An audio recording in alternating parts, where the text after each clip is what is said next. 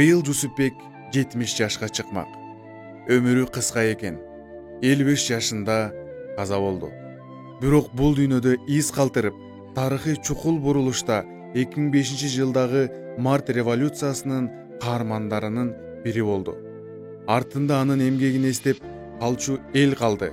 Атасынын жаркын элесин жүрөктө сактап, тукумун улантып, балдары калды. Тарыхты барактаганда мындай кишилер көптүн бири болуп билинбей калат дешет. Бирок тарыхтын кирпичтери ушундай адамдардын өмүрүнөн турат. Ушундай элдин арасынан чыккан сырты жупуну көрүнгөнү менен ички дүйнөсү бай, эли үчүн, жери үчүн эмгегин, талантын арнап, күнү түнү күжүрмөн иштеген, жанын аябаган мекенчил адамдар биздин коомдун түркүгү. Калыгул Олиядан элибиздин мыкты адамдары менин тукумум кандай болот деп сурашкан экен. Ошондо ал бирөөнүн тукумунан ар бир муунда бирден мыкты чыгат. Экинчисинде ар бир муунда бир топ мыкты инсан жапырт чыгат деп айтыптыр. Өзүнүн тукумун айтып келгенде, улам бир муун аттап барып мыкты инсандар чыгат деген экен. Ушул окуя Саалы Аксакалдын балдары жөнүндө баяндаганда эске түшөт. 1951 жылдын 18 сентябрында Жалал-Абад областынын Сузак районуна караштуу Күмүш Азиз азыркы Тейит айылында туулган. 1968 жылы Жалал-Абад шаарындагы номер 3 орто мектепти бүтүргөн.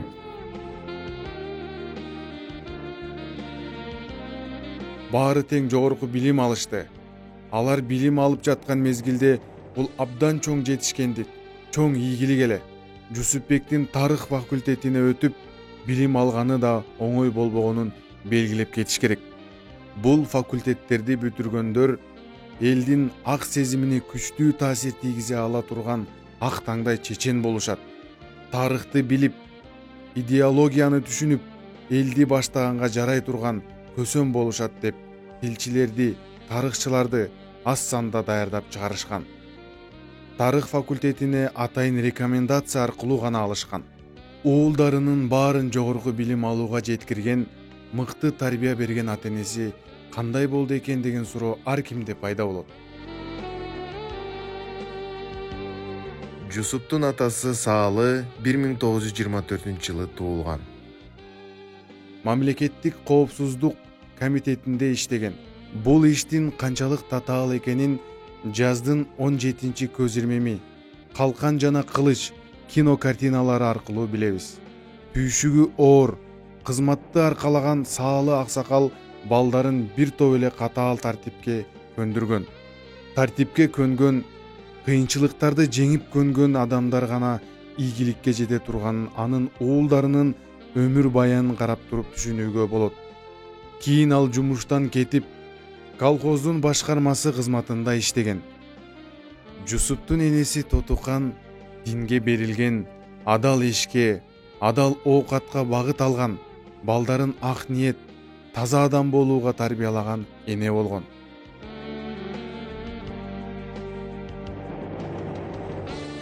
Жусуп тарыхчы болбогондо да башка багыттарда талантын көрсөтө алчу адам эле. Мүмкүн ал атактуу архитектор болмок.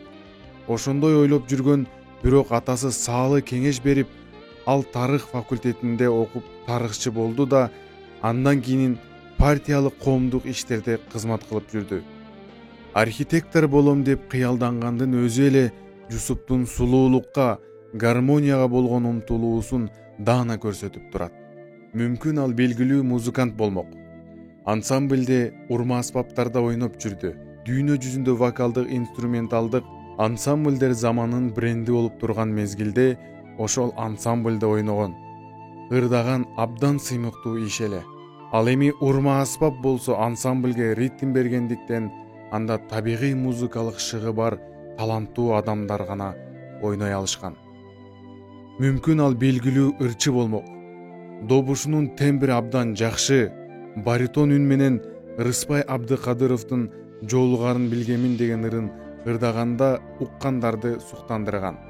Бул ыр бир кыйла татаал жана аны дасыккан добушу мыкты ырчылар гана ийине жеткире ырдай алышат. Жусуп совет мезгилинде партиялык жана коомдук кызматтарда тажрыйба алып такшалган инсан. Жалындуу жаштыгы комсомолдо өткөн. Комсомолдо окуу жайларында жетекчи кызматтарда иштеп, шаардык кеңештин депутаты, жаратылышты коргоо башкармалыгында жетекчи кызматтарда иштеген. 7 жыл шаардык кеңештин төрагасы болуп иштеди.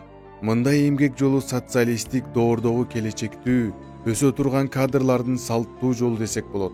Мындай кадрларга жакшы баа беришип, кадрлардын алтын резервине киргизишкен. Башкача айтканда, Советтер Союзу тарап кетпесе, мурунку советтик доор улана берсе, ошондо дагы Жусуп элге белгилүү болуп, далай бийик белестерди ашып өтмөгө эле. Анткени Жусуп бир чети жумушчулардан чыккан адис болгон. Мектепти бүткөндөн кийин ал бир нече жыл ишканада жумушчу болуп иштеди. Экинчи жагынан ал тарыхчы болгондуктан ал убактагы алдыңкы катардагы идеолог катары бааланган. Ошентип Жусуп 2005 жылдагы революцияга чейин эле абдан такшалган, абдан жетилген саясатчы болгон десек жаңылышпайбыз.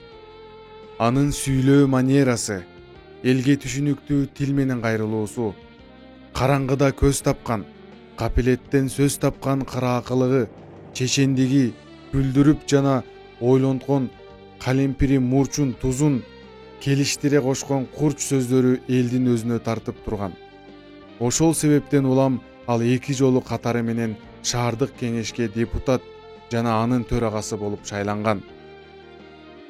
Эма баягы чем сто раз услышать, один раз увидеть дегендей, аны мен азыр баарын айтып коеюн, мына ошо биз ошо управаны түздүк, кантип түзгөнбүз, ал сразу управа болуп калбады, баягы совет общественности микрорайоновду түздүк, аны баягы кереги жоктугуну, ошол жерде баардык проблемалар, молодежи, проблемы женщин, детей, пенсионеров, школ и так далее, преступность, то есть благоустройство, баардык бүгүнкү коюп аткан маселе ошолорду уже баштап койгон экен. Биз да ошондой эл менен топтолуп, эл менен сүйлөшүп, пикир алмашып, 1-2 ай жүрдүк. Анан когда поняли, что это необходимо, анан совет общественных микрорайонов деп туруп, баягы эл ар бир көчөдө чогулуштарды өткөрүп, делегаттарды шайлап, делегаттар анан конференция өткөрүп, учредительный конференцияда баягы кийин поручительный рабочий комиссиялар иштеп, жоболорду иштеп, сессияга чыгарып, сессияда бекиттик. Анан кийин алар иштей баштагандан кийин башталышында, коомдук башталышта болду, кийин через год мы сделали бюджеттин эсебинен финансировать баштадык. Биринчи этапта секретарларды акча бөлүп бердик. Кийин аларды 2 жыл, жарым жыл, 3 жыл иштегенден кийин мы их преобразовали, как биринчи этапты иштеп калды деп преобразовали, сделали общественную территориальную управу. Уже здесь главасын бекиттик, наделили отдельными государственными полномочиями их. Глава акчаны койдук на уровне замакима деп туруп. Шуга чейин алдык да. Секретарь алды, аксакал соттордун төрагасы ала турган кылып койдук акчаны. Положение судьясы, все документы, которые касаются по организации местного самоуправления в Одесской концепции. Это для депутата и для работника кеңеша и для общественных комитетов абдан керектүү деп ойлойм да. Мен ар дайым айтып жүрчүмүн, жашыраак иштегиле, эртең мындай който башкача болуп, мына структуралар өзгөрүп атат, өкмөт структурасы өзгөрүп атат, баягы чиновниктарды кыскарып атат, бул каяктагы управа, бул жөнөкөй эле шаардын бюджетинен дагы бир жака бөлүп атыптыр, муну токтотуш керек деген кыйындар дагы келип калышы мүмкүн. Не дегенде ломать не строить дейт. Баягы жасалган нерсени бузуш оңой, тез эле. Аны жасаш кыйын. Ошон үчүн жашыраак иштегиле, мындай бир барганда эл менен сүйлөшкөндө эл силерде айтып тургандай болсун, мындай жардам болуп атат, мындай чечип атат. Мына мен бая айтпай кетишти, бир нерсени дагы кошумчалап кетейин. Ар бир управага, ар бир айга 25 адамдан скользящий график боюнча эң муктаждуу адамдарга бирден бөлкө нан берилет күнүнө. Ушундай адамдар бар да, силерде жок, бар да. Наны жок, калган бар. Наны колунан келип шаарга бара турган болсо, бизде центр милосердия деген бар. Бир жолу бир күндө 12-15 сомдук тамак ичет. Ал тамакты мен ичип көрдүм 3-4 жолу. Жашына кайла биздин анча-мынча начар эмес. Анасынын акалары çöntөгүндө жок болгон акчасы жүрүп мен сени көрсөтүп берейин деп алып барып жабыктанып беришет. Жусупту уулдардын улуусунун милдетин аткаруучу десек да болот. Уулдардын улуусу Курманбек Россияга Куйбышев шаарына окууга кетип, көп жыл ошол жакта жүргөнгө байланыштуу Жусуп уулдардын улуусу болуп калган. Ошол себептен улам да ал ата-энесине жардам берүү максатында ишканада жумушчу болуп иштеди. Студент кезинде дагы жардам берип жүрдү. Жусуп балдарынын атасы катары да дала элге үлгү боло алат. Балам бар артымда ыйлап калаар. Кыргызым бар жок дегенде бир ырымды ырдап калаар деп бир акын жазган. Жусуптун артында анын тукумун улантып, атанын уулу дегендей элдин суктандыра турган уулдары калды. Алтынбек, Коштарбек жана Санжарбек. Жусупту эстеп, аны эскере турган эли калды. Азыркы мезгилде эл үчүн ак ниет иштеген, байлыкка башын ийбеген, таза жүргөн, элге үлгү боло турган инсан жок болуш керек деген пикир бар. Абдан таза жүргөн, өз эмгеги менен жашаган инсан деп Жусупту айтсак болот. Өзүнүн үйүн 10 жыл куруп бүтүргөн. 50 жашка чыкканча чоң кызматта иштесе да машина сатып албай жөө жүргөн адамды башка кандай айтса болот? Анан биз бир ак боз аттын Жигули подарок кылабыз.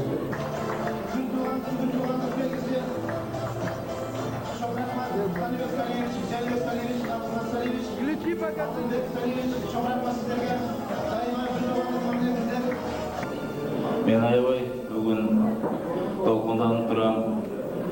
Кабылдарыңардагы мүмкүн аванс менен мен билип турам. Өтө кичине ашыкча мактап дагы салдыңар. Мен билип турам, ал мен үчүн бир чоң дагы Кудай буйруса 60га чейин иштесе, пенсияга чейин дагы жакшыраак иштесе, мындан ары дагы эми шаарда мына ушу окуу бүткөндөн бери шаарда ушундай пешенеге жазган экен. Өзүңүздөр айткандай, кайсы кызматта болбойм, ушу шаарда өчөрөк шаарда болуп калдым. Баарын көрдүк, ысык сууну көрдүк дегендей. Мына өзүңүздөр айткандай, аз болсо дагы ушу шаарда канчалык иштебейли, кичине мүмкүн аракет жасап, шаардын өнүгүүсүнө, бир шаарыбыз бир көрктүү болсун, бир шаарыбыз да жакшынакай болсун, келечеги кең болсун, инфраструктурасы кең болсун деген ойлорду колдон келишинче аракет жасадык. Мүмкүн баардыгы ишке ашпай калды, баардыгы каалагандай боло бербейт экен. Эми бүгүнкү күндө шунчалык мына сиздер отурасыздар, баягыдан бери шунчалык көп жакшынакай сөздөр өттү. Өзүмчө кээде уялып да кетип бараттым, кантип элем мен шунчалык ойлоп кетейин. Өзүм мен андай деле өтө эле чоң сезбейм. Но колдон келишинче иштегенди жакшы көрөм. Иштегенде иштешти, эс алганда эс алып. Мен шундай бол бир баягы орусча айткандай, будь белым или черным, но не будь серым дегендей, серыйды жаман көрөм да. Бирок бүгүнкү күндө мен жүзүм жарык не дегенде мен мамлекеттик казынаны кол салбадым. Укук коргоо органынан эч качан корккон эмесмин. Мана ошол жерде отурушат.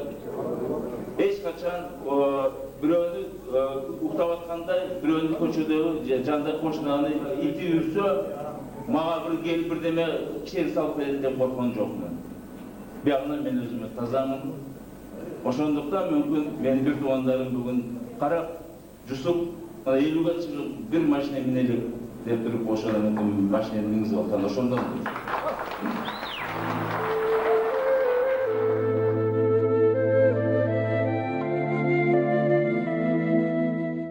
Ар бир үй бүлөдө, ар бир элде белгилүү адамдар болот.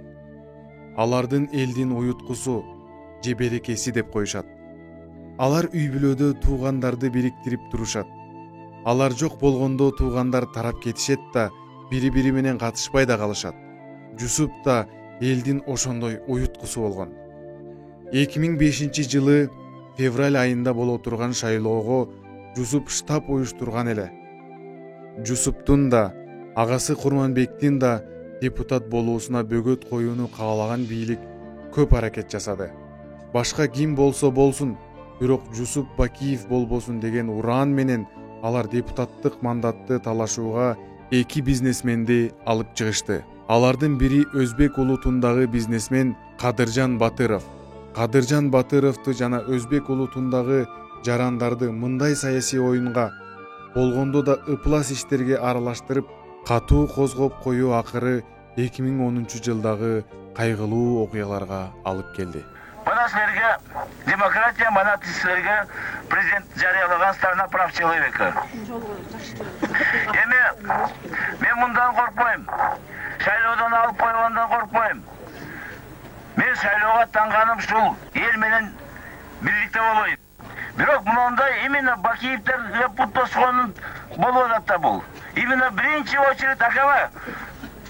Анан мага аксыны чыгарганда дагы ушу биздин саясатчыларыбыз жана жогорку кызматтагы ишкерлерибиз дагы эле бирдемени ойлоп чыгып атышат. Барып туруп ушу бүгүнкү күндө ушу шайлоону бузуп Бакиевдерди өткөрбөш. Мына биз айттык.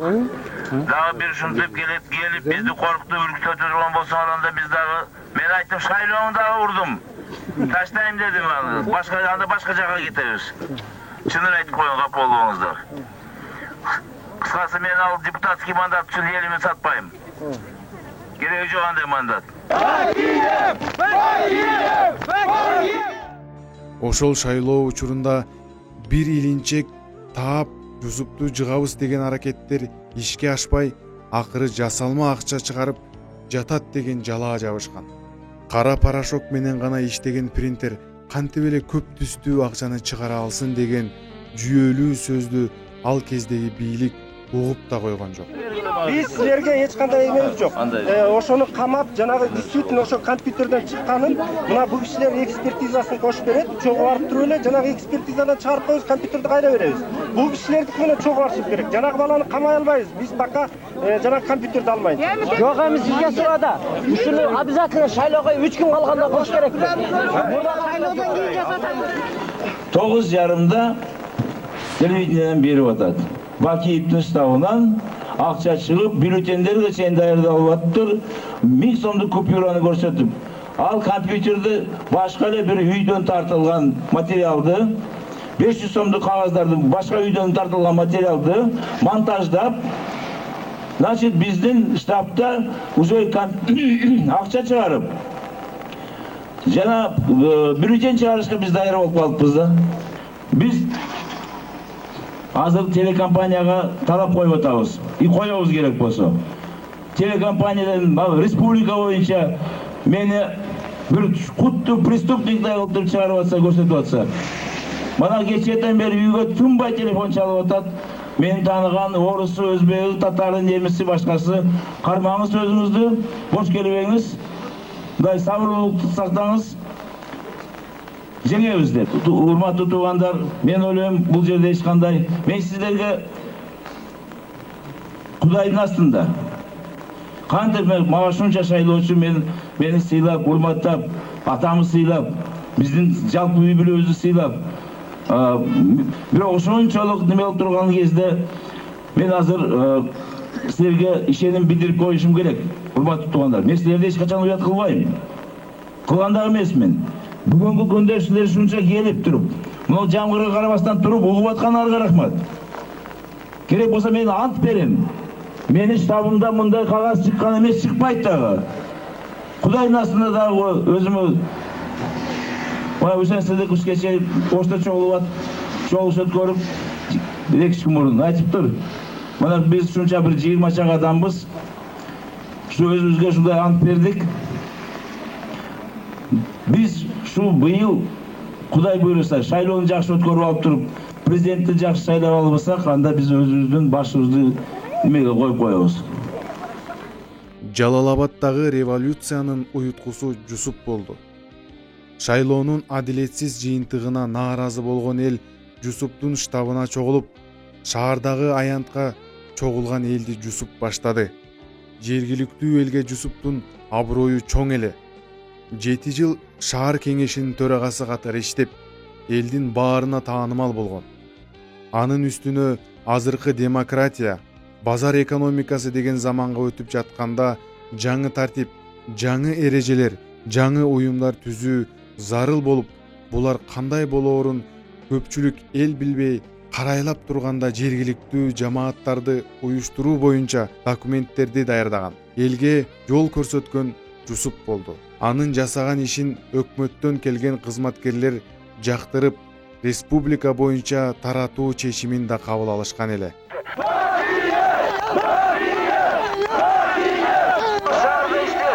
Şu жерде жашап, төрөлүп, şu мектеп, şu шаарда мектеп бүтүрүп, мен кантип элиме бир жамандык кылайын? Мен эч качан бир тыйын бирөөдөн алып, же бир пара алып, же бир кызматка барган адам эмесмин. Мен айтып атам, эл үчүн кызмат кылып берейин деп. Мына bunday митингтерге мен катышкан эмес элем, урматтуу туугандар. Баягы дальше некуда болуп калды. Дальше некуда болуп калды. Чыдап жүрдүк мына. Көрдүк. Мына мен менен жанаша жүргөн досторум азыр ошол бийликтегилер мурунку качып атат. Учаштан уялып атат, көрбөмүшкө салып атат. Булар өздөрүнө. Мен депутаттыкка сиздерге көп айттым, жолугушууларда. Койбойт элем. Агам шаардан коюлуп аткан. Курманбек Саличти шаардан көтөрөлү деген элек. Бирок бут тосмойду башталгандан кийин өкмөттүн оюн, шайтан оюндарынан кийин биз Курманбек Саличти нардага көтөрдүк. Караөңкөр округуна. Анан мен коюп атам. Эми барып туруп баланы кармап коюшуп, тегеректетип, разработкасын улантышып, жүрүп баардыгы даярдалган мен үчүн эмес. Курманбек Саличке даярдалып аткан нерсе. Биз абдан туура калган экенбиз. Акеме Караөңкөргө которуп ийип туруп. Бийликке дагы бир сабак берип койдук бу жерде биз.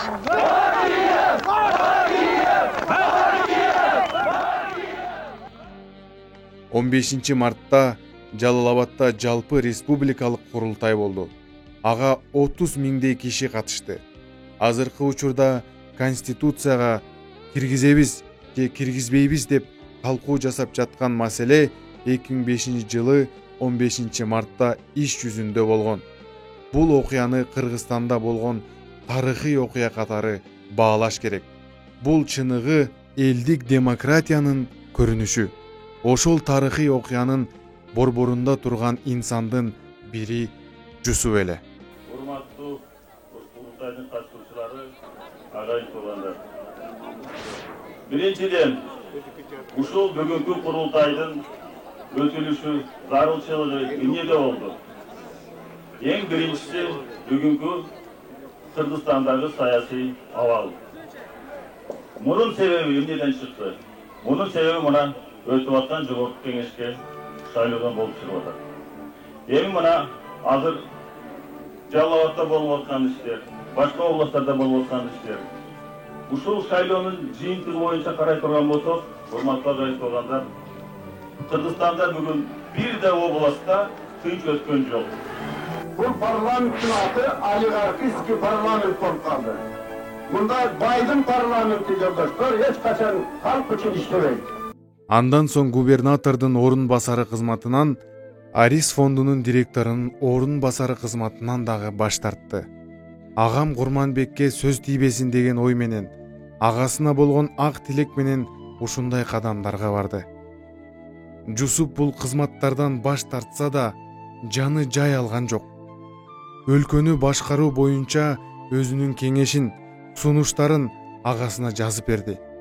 Аны менен катар ушул революцияга катышкан күчтөрдү бириктирген саясий партиянын түзүүгө олуттуу аракеттерин жумшады. Жусуп эке жөнүндө айтканда биринчи кезекте бул үй бүлө, ошол ата энелери, бир туугандары, Жусуп экенин басып өткөн жолу, жашоосу, жашоодо тутунган принциптери, мына ушул сыяктуу сапаттарына баа берүүгө туура келет. Биринчиден үй бүлө боюнча айтканда, үй бүлө Кыргызстанда белгилүү үй бүлөлөрдүн катарына кирет. Кандай деген менен Кыргызстандын экинчи президентинин бир тууган иниси катарында, Бакиевтердин бири катарында эсте калат. Тарыхта да ушундай бир сыпаттар менен эсте калат. Мына ошол адабиятты жакшы билген, тарыхты жакшы билген, кыргыз каада салтын, нарк насилдерин, үрп адаттарын жакшы билген, жакшы өздөштүргөн инсан катарында мен айтар элем, ошол бир туугандардын арасында өзгөчөлөнүп турчу. Тагдыр деген ушундай. Даяр болгон кишиге эмес, бышып турган кишиге эмес, башка бир кандайдыр бир жагдайлардын негизинде башка бир туугандары алдына чыгып кетиши мүмкүн. Бул тагдырга байланыштуу. Экинчиден, эгерде Жусупбекке өмүрү кыска болбой ооруп алып кетпесе, жалгыз өзүнүн үй бүлөсүнүн тагдырында эмес, мүмкүн бүтүндөй өлкөнүн тагдыры башка жака бурулуп кетиши мүмкүн эле. Себеп, мен жана айткандай, бир туугандардын арасында эң таасирдүү, эл сүйөр, эл ишенимине ээ болгон, элдин колк мүнөзүн, элдин талабын так билген инсан катарында сөзсүз өзүнүн таасирин тийгизмек. Жакшы жака тийгизмек. Себеп, жөнөкөй карапайым калктын арасында Жусупбеккенин кадыр баркы өзгөчө эле. Анын бир тууган агасы президент болгонго чейин эле Жусупбеккенин өзүнүн кадыр баркы бар эле, өзүнүн сый урматы бар эле. Мүмкүн кээ бир жогорку кызматтарда иштеп жүргөн бир туугандарына караганда а кишинин адамгерчилик жагынан инсан катарында элдин арасында кадыр баркы бийигирээк эле. Ушул жаш кезинде эле партиялык, чарбалык иштерге катышып, областтык деңгээлде жетекчилик кызматтарга көтөрүлүшү, ал кезде а киши иштеп атканда тааныш тамыр, бүгүнкүдөй болуп көрбөгөндөй акча же коррупциялык системалар менен эмес, ар бир инсан өзүнүн дареметине жараша, тажрыйбасына жараша, билим, илим деңгээлине жараша көтөрүлүп келген. Ар бир адамдын тагдырында ушундай бир өтө орчундуу жолугушуулар, таанышуулар болот. Мен үчүн ушундай бир менин турмушума өтө бир чоң маанилүү таасир эткен таанышуу жана жолугушуу бул ушу Раматылык Жусуп Салиевич Бакиев менен болгон таанышуум. Тилекке каршы Жусупбекке менен болгону 1 жыл аралыгында тааныш болуп калдык. Тилекке каршы дегеним, ал кишиден өзү үлгү ала турган адам эле. Көп нерсесин үйрөнөм деп жүрүп, жанында жүрөм деп жүргөн ниеттерим ишке ашпай калды. Өкүнүчтүүсү ошол. Бирок дагы ошо 1 жыл болсо дагы, ошо 1 жыл аралыгында Жусуп Салиевичтин жанында жүргөнүм, мамиле түзгөнүм, ошол кишиден ушунчалык көп бир жакшы көп нерсени үйрөндүм десем жаңылбайм. Анткени ошол кишинин шайлоодо, шайлоо штабын жетектеп, ушул Кыргызстанда болгон биринчи революциянын башаты болгон ошо Жалал Абад окуяларында жанында болуп аттым. Ушул кишинин кайраттуулугун, тайманбастыгын, ер жүрөктүгүн сезип, ошол кишинин жанында болгонума мен алиге чейин сыймыктанам. Анткени Кыргызстандын тарыхында болгон эмес андай иш. Өтө ошондогу бийликтин акыйкатсыздык, бир адилетсиздик, ушу бийлик жүргүзгөнү, ошо март окуяларына, март революциясына алып келгенин баарыбыз билебиз. Көп адамдарга мүмкүн белгилүү эместир. Ошол революциянын башатында, чордонунда турган Жусуп Салиевич болчу. Андан кийин эле революционер көбөйдү. Бирок дагы ошо биринчи күндөрдөн баштап зөөкүр, наадан бийликке каршы чыккан биринчи Жусуп Салиевич болчу. Ошо жанында, ошол штабтын мүчөлөрү биз болуп аттык, митингдерде болуп аттык. Бул революцияда салымы жөнүндө айткандар көп болор. Бирок мен айтып кетейин дегеним, ошол март окуяларынан кийин, март революциясынан кийин кандай гана сыноолор болду. Ошо жаңы келген бийликке кандай гана бут тосуулар болду. Ошо бут тоскондор алиге чейин бут тоскон адамдар болот. Эч нерсеге ыраазы болбогон. Ошолор анан уюштурган убактылуу өкмөт. Ошол адамдар дагы эле бийликке каршы азыр бут тосуулар болуп атат. Бирок ошондой маалда өзгөчө ушул март айынан жаңы жылга чейин өзгөчө бир тетир көрүнүштөр көп болуп атты. Көрө албастык көп болуп атты. Ошондо дагы ошол күчтөр менен бир баланска алып келип, Кыргызстанда тынчтыкты орнотууга бир мындай компромисс жолдорун алып келгенге өтө чоң салымды Жусуп Салиевич кошкону маалым баарыбызга. Жусуп Салиевичтин айтып кете турганы, мына мен үйрөнөм деген нерселери өтө баягы эрудициясы. Бүт тармакты, бүт тарапты билген адам катары мен таанып калдым. Тарых болобу, саясат болобу, спорт болобу, музыка болобу. Ушул кайсы маселе болсо, Жусуп аке көп нерсени билген. Өзү да ошо аралашкан инсан эле. Музыкалык таланты бар адам эле. Спортто жетишкендиктери бар адам эле. Ушул киши менен ошол аз да болсо жүрүп калганыма мен сыймыктанам. Айтайын дегеним, чынында элеси мен жүрөгүмдө. Аны мен өзүм дайыма эстеп жүрөм, билип жүрөм. Кээде ошол ойлонгондо Жусуп Салиевич кандай кылат эле ушул шартта деп өзүм салмагымды, өзүм жүрүш турумумду ошол кишиге байланыштырып турам да. Акем жаткан жери жайлуу болсун, топурагы торку болсун. Мыкты адам эле. Жусуп агасы Курманбекке жөлөк болгон, тирек болгон. Ошондой эле ата-энесине, инилерине да тирек болгон. Чоң тарыхый окуяларда, кагылышууларда, эрегешүүдө сүрмө топту уюштуруп, багыт берип, алдыңкыларды алга сүрөгөн адамдар жеңиштин негизги себеби болот. Мындай адамдар коомдун түркүгү, элдин берекеси.